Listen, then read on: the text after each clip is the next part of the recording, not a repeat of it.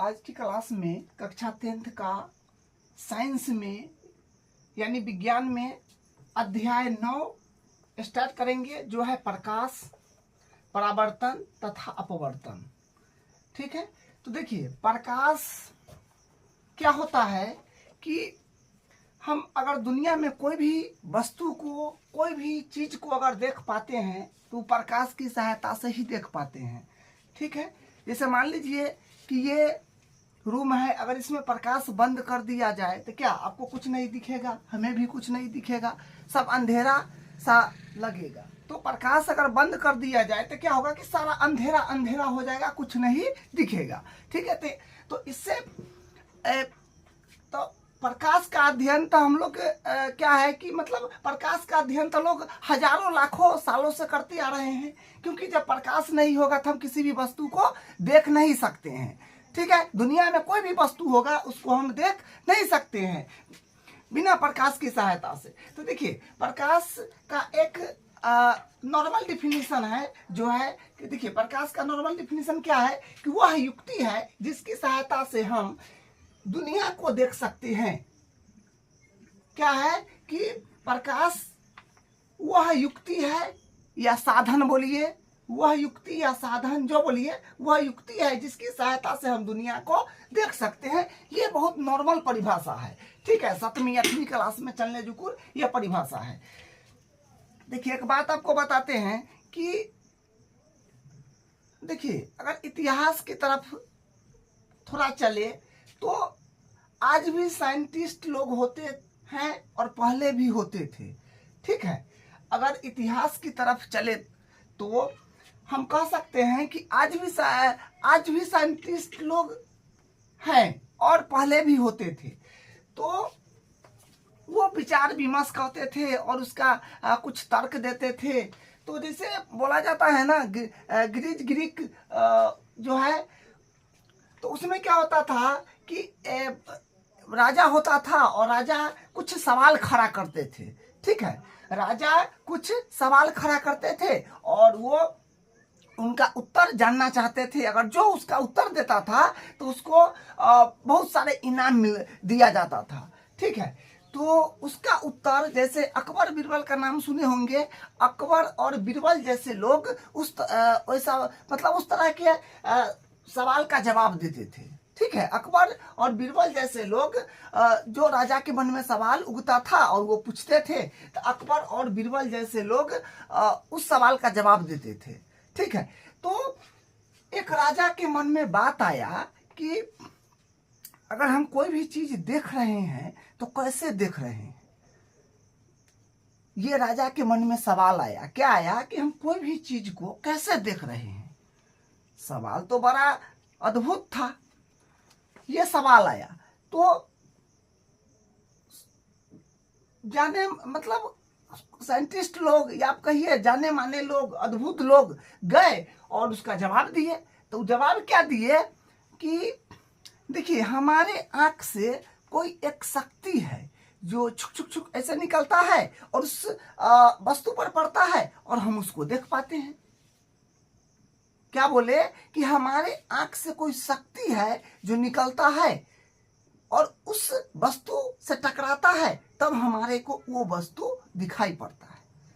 तो कुछ दिन के बाद क्या हुआ कि लोग सब बोले ना ऐसा नहीं हो सकता है, ऐसा नहीं हो सकता है।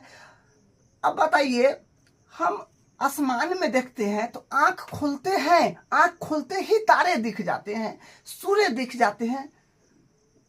तो ये भी तो सवाल जो था दम वाला था कि अगर मान लीजिए हमारे आंख से शक्ति निकलेगा तो फिर वहां पर चला भी जा रहा है और वहां के वस्तु को देख भी पा रहा है उतना जल्दी, क्योंकि तारे कितना दूर है, सूर्य कितना दूर है, चंद्रमा कितना दूर है, फिर भी हमारी आंख देख पा रहा है। कहना नहीं, गलत है, ये बात नहीं हो सकता है।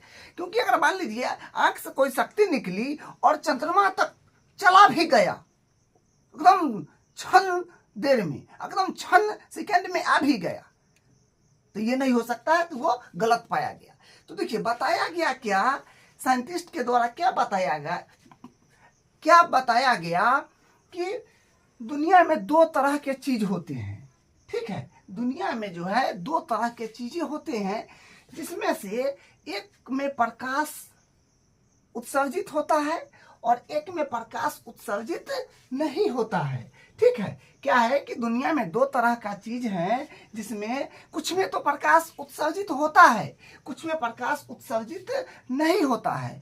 जैसे आपको हम बताएं, सूर्य, चंद्रमा, तारा, ये सब क्या है, ये सब में अपने आप प्रकाश उत्सर्जित होते हैं। आप सूर्य को देखेंगे तो सूर्य में लाइट होते हैं, उसमें प्रकाश उत्सर्जित होता है, ठीक है। और जैसे बात करें, ट्यूबलाइट हो गया, बॉल वगैरह हो गया, इलेक्ट्रिक बॉल हो गया, तो ये सब में क्या है, ये सब भी प्रकाश उत्सर्जित करते हैं। तो ये प्रकाश देने वाला वस्तु है। जैसे अगर हम मान लीजिए मार्कर का बात करें, तो ये मार्कर तो प्रकाश नहीं दे रहा है। अगर इस बॉल को बंद कर दिया जाए, ट्यूबलाइट को, तो ये मार्कर बुझाएगा? नहीं बुझाएगा। अंधेरा अंधेरा हो जाएगा तो नहीं देख पाएंगे, क्योंकि इसमें इसका स्वयं का प्रकाश नहीं है, ठीक है। तो आप क्या देखें, दो प्रकार का वस्तु है, कुछ में स्वयं का प्रकाश है और कुछ में नहीं है। तो जिसमें स्वयं का प्रकाश नहीं है ना, जैसे मार्कर हुआ, टेबल हुआ, बहुत सारा चीज, कुर्सी हुआ, बेंच हुआ, डेस्क हुआ, ये सब में क्या है, प्रकाश नहीं है। तो सब चीज को हम कैसे देख पाते हैं?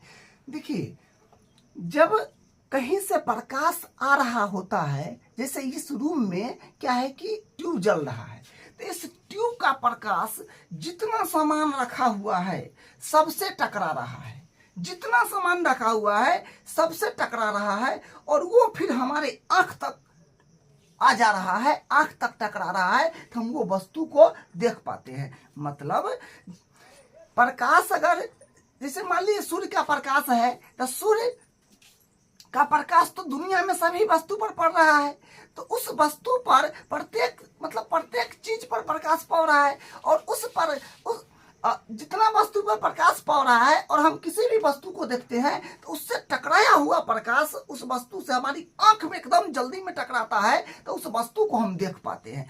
तो ये जो है, ये डिफिनीशन सही माना गया था कि नहीं, ये डिफिनीशन होना चाहिए। तो इस तरह से जो राजा लोग को जवाब चाहिए था, इस तरह से जवाब चाहिए होता था कि हाँ, इस तरह का जवाब होना चाहिए जिसमें दम हो। तो क्या परिभाषा सही में निकाला कि देखिए, प्रकाश जो है सभी वस्तु पर पड़ता है, और उस वस्तु को हम देखते हैं तो वो, क्योंकि प्रकाश तो सभी वस्तु से टकराता है। इस रूम में अगर ट्यूब जल रहा है तो सभी वस्तु पर उसका क्या है, प्रकाश जा रहा है, और वो प्रकाश सभी वस्तु से टकरा रहा है, और वो टकराए हुए प्रकाश हमारी आंख से, यहाँ पर कुछ उस तरह का है पर्दा है जो उससे टकराता है क्षण सेकंड में, और उस चीज को वो चीज हमको बुझा जाता है, ठीक है। तो ये परिभाषा दिया गया। तो हम लोग वैज्ञानिक परिभाषा देख लेते हैं। वैज्ञानिक परिभाषा क्या है कि प्रकाश एक विद्युत चुंबकीय तरंग है। वैज्ञानिक परिभाषा क्या है कि प्रकाश एक विद्युत चुंबकीय तरंग है। विद्युत चुंबकीय तरंग क्या होता है, इसके बारे में हम उतना बात नहीं करेंगे, क्योंकि बहुत गहरा कंसेप्ट है, ठीक है। ये क्लास 11th 12th में पढ़ना है, ठीक है। लेकिन थोड़ा आप जानेंगे कि विद्युत चुंबकीय तरंग जो होता है, ये जो ऊर्जा का एक रूप होता है, ठीक है। विद्युत चुंबकीय तरंग एक ऊर्जा का रूप होता है, इलेक्ट्रोमैग्नेटिक वेव इंग्लिश में बोलते हैं, ठीक है। तो वैज्ञानिक परिभाषा क्या है कि प्रकाश एक विद्युत चुंबकीय तरंग है जो ऊर्जा का एक रूप है। विद्युत चुंबकीय तरंग क्या है, ऊर्जा का एक रूप है, ठीक है। अब देखिए, एक प्रश्न यहाँ पर है, क्या हम प्रकाश को देख सकते हैं? क्या हम प्रकाश को देख सकते हैं? तो बहुत सारे लोग बोलेंगे, ट्यूबलाइट पर नजर मारेंगे और बोलेंगे हाँ सर, हम तो प्रकाश देख पा रहे हैं क्योंकि उज्जला है। तो हम कहे ठीक है, आपका भी बात ठीक है, लेकिन हम कहें कि आप कैसे देख पा रहे हैं? अगर आप कह रहे हैं कि ट्यूबलाइट जल रहा है तो उसका प्रकाश उजला है, तो उजला है तो फिर यहाँ पर जो हम देख रहे हैं तो ये सारा सफेद सफेद होना चाहिए। अगर उजला ट्यूबलाइट का प्रकाश है तो यहाँ पर सारा सफेद सफेद होना चाहिए। अगर मान लीजिए आपको हम बताते हैं ये बोर्ड है, ये बोर्ड आपको उजला दिखाई पड़ता होगा, तो फिर ये बोर्ड पर आप ताक रहे हैं तो ये बोर्ड उजला दिखाई पड़ रहा है, उस पर की बात नहीं कर रहे हैं, यहाँ पर ये उजला दिखाई पड़ रहा है। तो देखिए, तो हम कह रहे हैं कि प्रकाश दिखाई देता है, लेकिन एक्चुअल में प्रकाश को हम लोग नहीं देख सकते हैं। ठीक है, प्रकाश को हम नहीं देख सकते हैं।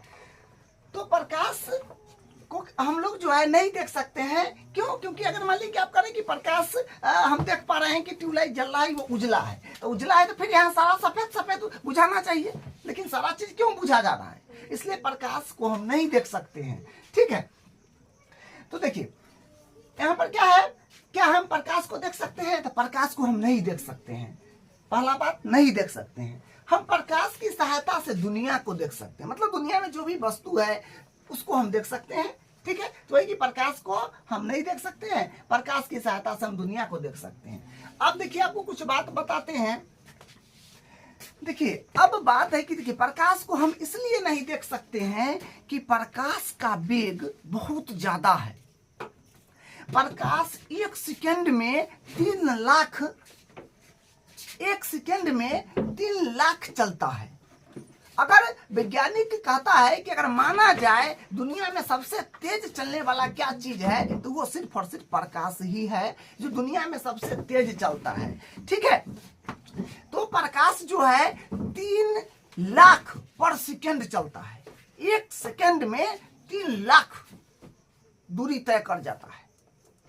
तो हम कैसे देख सकते हैं? अगर सपोज दैट, आप सपोज कीजिए कि हम रोड पर खड़े हैं और कोई कार 500 की स्पीड से आ रहा है, तो क्या होगा? आएगा बस, मतलब जाएगा, चलेगा। भाई क्या चीज का झटका आया, पता नहीं चलेगा। 500 का स्पीड तनका थोड़ी होता है। गाड़ी अगर कोई 100 की स्पीड में चलाता है तो कहते हैं बालिक कितना स्पीड में जा रहा है। 500 का स्पीड बहुत हुआ। और मान लीजिए कोई 5000 की स्पीड में गाड़ी चला रहा है, तो पता ही नहीं चलेगा, लगा क्या रे कोई हवा के झोंका आया है, कुछ पता नहीं चलेगा। ठीक है, तो उसी तरह प्रकाश जो है 3 लाख पर सेकंड के हिसाब से चलता है। तो क्या पता चलेगा? कुछ नहीं पता चलेगा कि क्या है, क्या हो रहा है, कुछ पता नहीं चलेगा। इसलिए हम प्रकाश को नहीं देख सकते हैं, उसका वेग ज्यादा है। बताइए कि दुनिया में अगर सबसे ज्यादा चलने वाला अगर कोई चीज होगा तो प्रकाश होगा। ठीक है, तो ये बात रहा, प्रकाश को हम नहीं देख सकते हैं। क्यों? बता दिए आपको कि नहीं, हम प्रकाश की सहायता से दुनिया को ही देख सकते हैं। देखिए, ये चैप्टर में पढ़ना है अपने को प्रकाश का परावर्तन और प्रकाश का अपवर्तन, और एक होता है प्रकाश का विवर्तन। ठीक है, 3 चीज के बारे में पढ़ना है। तो अभी हम लोग देखेंगे प्रकाश का परावर्तन क्या होता है। देखिए, हम लोग रियल लाइफ में प्रकाश का परावर्तन से रोज परिचित होते हैं। आप कहेंगे सर कैसे? हम लोग जो बाल बनाते हैं, सोचते हैं, वो क्या करते हैं? प्रत्येक दिन करते हैं ना, तो वो भी एक प्रकाश का परावर्तन है। आप अगर क्या बोलते हैं, हाँ, खाने वाला जो थाली होता है या कटोरा होता है, वो ज्यादा चमकीला रहेगा तो उसमें भी आपका शकल दिख जाएगा, वो भी प्रकाश का परावर्तन होता है। अगर आप क्या बोलते हैं, पानी से भरे बाल्टी में अगर आप छोलनी, करसूल या कोई छड़ धातु का डुबा दीजिए तो आपको उस टेढ़ा दिखाई पड़ेगा, ये भी प्रकाश का परावर्तन है। अगर आप बाल्टी में एक सिक्का रख देंगे तो उठा हुआ आपको दिखाई पड़ेगा। अगर ऐसा नहीं देखे हैं तो करके देखिए। ठीक है, तो ये भी प्रकाश का परावर्तन है। तो बहुत सारा चीज से हम लोग परिचित हैं, उसी के बारे में पढ़ने वाले हैं। प्रकाश का परावर्तन, जैसे हम, ये दर्पण है, देखिए ये दर्पण है, दर्पण में देखिए इमेज बन रहा है। दर्पण में क्या है कि इमेज बन रहा है, तो ये प्रकाश के परावर्तन के कारण हो रहा है। देखिए मार्कर दिखा रहे हैं, मार्कर वहां आ रहा है, तो ये क्या है? ये प्रकाश के परावर्तन के कारण हो रहा है। तो ये सब प्रकाश के परावर्तन है। अगर देखिए इस पर लाइट पड़ता है तो लाइट टकरा करके वापस क्या करता है? रिफ्लेक्स कर देता है। ये भी प्रकाश के परावर्तन के कारण ही होता है। ठीक है, तो वही बात यहाँ पर लिखा हुआ है, जब प्रकाश की कोई किरण किसी चमकीली से टकराकर पुनः, जब प्रकाश की कोई किरण किसी चमकीली सतह से टकराकर, चमकीली सतह यहाँ पर लिखना चाहिए, चमकीली सतह से टकराकर पुनः अपने ही माध्यम में लौट आती है, तो इस घटना को परावर्तन यानी रिफ्लेक्शन कहते हैं। क्या है कि अगर यहाँ पर आप एक लेजर लाइट मारिए और लेजर लाइट मारिएगा तो क्या होगा, या सूर्य के प्रकाश से आप उसका अध्ययन कर सकते हैं कि यहाँ पर अगर प्रकाश पड़ रहा है तो यूं इसी माध्यम में ये वापस आ जा रहा है, यूं प्रकाश पड़ा और यूं उसी माध्यम में ये वापस आ जाता है। ठीक है, यही रिफ्लेक्शन होता है प्रकाश का। कोई चमकीली सतह पर प्रकाश टकराती है, वापस अपने ही माध्यम में पुनः वापस हो जाती है, उसी को हम लोग बोलते हैं प्रकाश का परावर्तन। ठीक है, प्रकाश का परावर्तन क्या होता है कि कोई चमकीली सतह से प्रकाश टकराता है, पुनः उसी माध्यम में वापस हो जाती है, इस घटना को हम लोग प्रकाश का परावर्तन कहते हैं। वही यहाँ पर एक इमेज की तरह, मतलब एक फिगर यहाँ पर बनाए हैं। ये आपका दर्पण है, ये जो है ये आपका दर्पण है। दर्पण में दो भाग होता है, एक होता है चमकीली सतह, एक होता है पॉलिशदार सतह। आपको दर्पण मेरे सामने है, देखिए ये है, ये आपका चमकीली सतह है, और ये इधर उधर आपको कूट दिख रहा है। अगर इसको सब उखाड़ दे तो एक वहाँ पॉलिश दिखा, मतलब पॉलिश क्या बोलते हैं, कोई कलर का पॉलिश यहाँ पर ब्राउन कलर का, उसी कोई कलर का पॉलिश लगा होगा, उसी को हम लोग बोलते हैं पॉलिशदार सतह। लेकिन कांच, अगर कांच की बात करें तो अगर इस तरफ से पॉलिश नहीं हो तो आर पार हम देख सकते हैं। जैसे अगर हम लोग गाड़ी में सफर करते हैं तो कांच से आई पार से आई पार कैसे देख पाते हैं, उसी तरह अगर इसमें पॉलिश नहीं होगा तो हम आई पार से आई पार देख पाएंगे। ठीक है, लेकिन इस पर पॉलिशदार सतह होता है, क्योंकि इसको तो हम उखाड़ के नहीं दिखा सकते। तो इसके जो ये तो उसका कवर दिया है, इसके अंदर जो है ये चमकीली है, इसके जस्ट साइड में जो है पीछे वो पॉलिशदार है। ठीक है, तो वही है, ये दर्पण है और ये पॉलिश की हुई सतह है। ठीक है, ये पॉलिश की हुई सतह है और ये दर्पण, ये जो इस तरह सब दिखाए हैं ये पॉलिश की हुई सतह है और ये चमकीली सतह है। तो यहाँ पर क्या हुआ है कि एक प्रकाश, यहाँ से प्रकाश आ रहा है, प्रकाश की एक किरण आ रहा है। ठीक है, यहाँ से प्रकाश की एक किरण आ रहा है और दर्पण से टकरा करके पुनः वो अपने ही माध्यम में वापस जा रही है। ठीक है, प्रकाश की किरण आ रहा है और दर्पण से टकरा कर अपने ही माध्यम में पुनः अपने ही माध्यम में वापस जा रही है। ठीक है, तो इसी को हम लोग बोलते हैं प्रकाश का परावर्तन। ठीक है, अब हम लोग बात करेंगे परावर्तन के नियम। परावर्तन के दो नियम होते हैं। ठीक है, परावर्तन के दो नियम होता है। तो पहला क्या होता है कि कोण आई बराबर कोण आर। ठीक है, परावर्तन के दो नियम में पहला नियम होगा कोण आई बराबर कोण आर। अब इसका मतलब समझते हैं। देखिए, ये है आपका किरण, प्रकाश का किरण है, और ये मतलब ये प्रकाश आ रहा है, आ रहा है, ये जो है आ रहा है, और यहाँ दर्पण पर पड़ के वापस टकरा करके अपने ही माध्यम में वापस जा रहा है। तो इसको हम लोग बोलते हैं अपतित किरण, और इसको बोलते हैं परावर्तित किरण, क्योंकि ये दर्पण से रिफ्लेक्स हो गया, परावर्तित कर दिया, आया और वापस अपने ही माध्यम में लौट गया। तो इसको हम लोग बोलते हैं, ये हुआ आने वाला किरण तो अपतित किरण, ये जाने वाला किरण तो परावर्तित किरण। ठीक है, तो इन दोनों के बीच में जो हम एक 90 डिग्री बना करके लाइन खींचते हैं, ठीक है, उससे पहले ये बात समझिए, ये किरण है, तो ये किरण दर्पण से टकराया, तो दर्पण से कोई एक ही बिंदु पर न टकराएगा, दर्पण से जो है ये केवल एक ही बिंदु पर टकराएगा। ठीक है, दर्पण से केवल एक ही बिंदु पर टकराएगा। किरण आया, कहीं भी टकरा सकता है, यहाँ भी टकरा करके वापस हो सकता है, यहाँ भी कहीं भी टकरा सकता है, लेकिन मुद्दा यह है कि एक ही बिंदु पर टकराएगा। तो उस बिंदु को हम लोग कहते हैं, उस बिंदु को अपतन बिंदु, उस बिंदु को हम लोग कहते हैं, प्रकाश की किरण कांच की चमकीले सतह से जिस बिंदु पर टकराती है उसको हम लोग बोलते हैं अपतन बिंदु, और वापिस होती है तो ये बिंदु पर। तो इस बिंदु से आप एकदम 90 डिग्री का एक लाइन खींच दीजिएगा, तो उसको बोलते हैं अभिलंब। अपतित किरण और परावर्तित किरण, ये अब आने वाला किरण है, जाने वाला किरण है, तो आने वाला को अपतित किरण, जाने वाला को परावर्तित किरण, और जहां पर जिस बिंदु से टकराया है उससे आप एकदम 90 डिग्री का एक लाइन खींच देंगे तो वो हो जाता है अभिलंब।